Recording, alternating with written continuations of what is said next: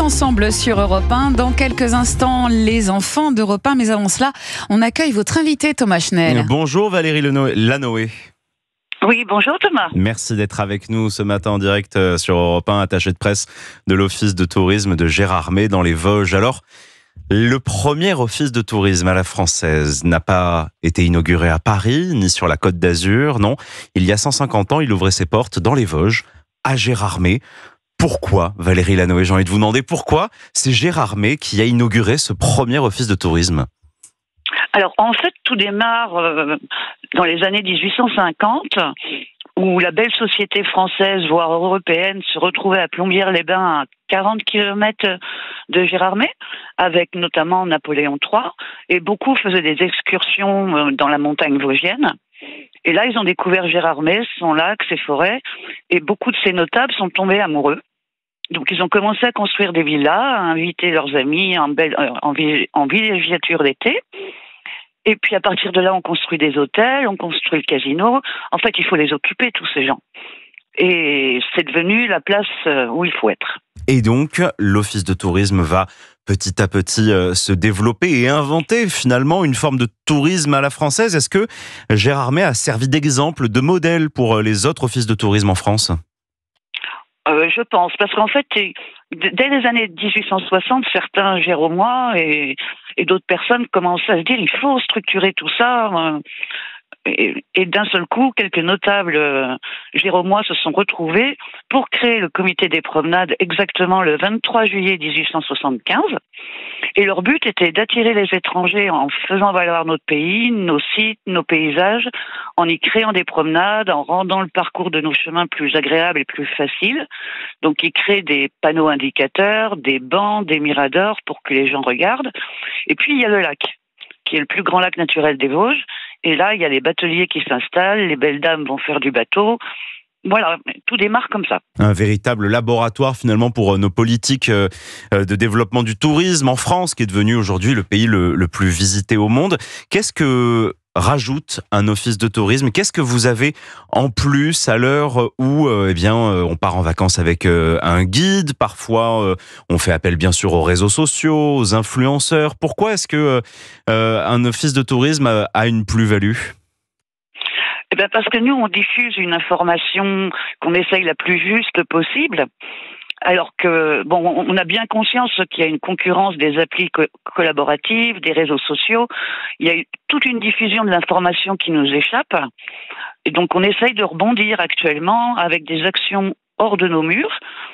On cherche à aller vers les gens lors de manifestations, dans certains campings qui nous le demandent, et on essaye de se repositionner pour être le maillon de diffusion de l'information la plus sûre. Bon, je crois que vous avez eu un spectacle d'ailleurs que vous avez proposé aux touristes pour fêter ces 150 ans. Est-ce que aujourd'hui le tourisme, à quel point le tourisme a changé? Vous me parliez de ces notables qui venaient visiter les Vosges à la fin du 19e siècle. Je me doute que c'est plus exactement les mêmes activités que vous faites aujourd'hui? Non, parce que d'abord le tourisme a évolué, ne serait-ce que dans les années 1936 avec les congés payés. Donc ça a développé le camping, les locations saisonnières.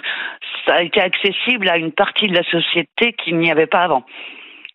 Et donc là déjà, tout ça s'est développé à Gérardmer à ce moment-là pour continuer à être attractif. Et puis maintenant, on note que ce sont les locations saisonnières qui ont grimpé en flèche. Et donc Gérardmer, c'est quoi les principales activités? Vous m'avez parlé de stations d'hiver, l'été. Qu'est-ce qu'on fait en ce moment à Gérardmer? Alors en ce moment, il y a toutes les activités nautiques sur le lac et la baignade surveillée. Il y a aussi beaucoup les randonnées et balades, parce qu'on propose des randonnées sportives, bien sûr, mais aussi des balades familiales, des balades poussettes.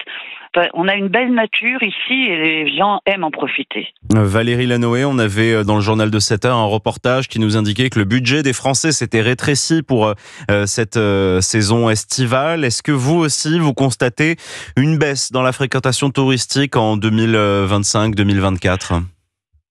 Alors non, du 1er au 20 juillet, les chiffres montrent qu'on a eu 25% de plus qu'en 2024 en fréquentation à l'Office du tourisme, alors qu'on sentait quand même une baisse avant. Et là, du coup, c'est un peu contradictoire, mais on est content. Oui, félicitations, puisque c'est vrai que la première partie de cette saison touristique a pu être ça et là gâchée par la mauvaise météo, parfois, qui a contraint les touristes à revoir un petit peu leurs vacances. Là, est-ce que ceux qui viennent visiter Gérardmer sont des habitués ou plutôt des gens qui décident au dernier moment de venir visiter votre région ? On a beaucoup de dernières minutes, effectivement. Je pense que c'est la météo qui joue. Mais non, il y a quand même des gens qui reviennent régulièrement et d'autres qui, d'un seul coup, on va découvrir.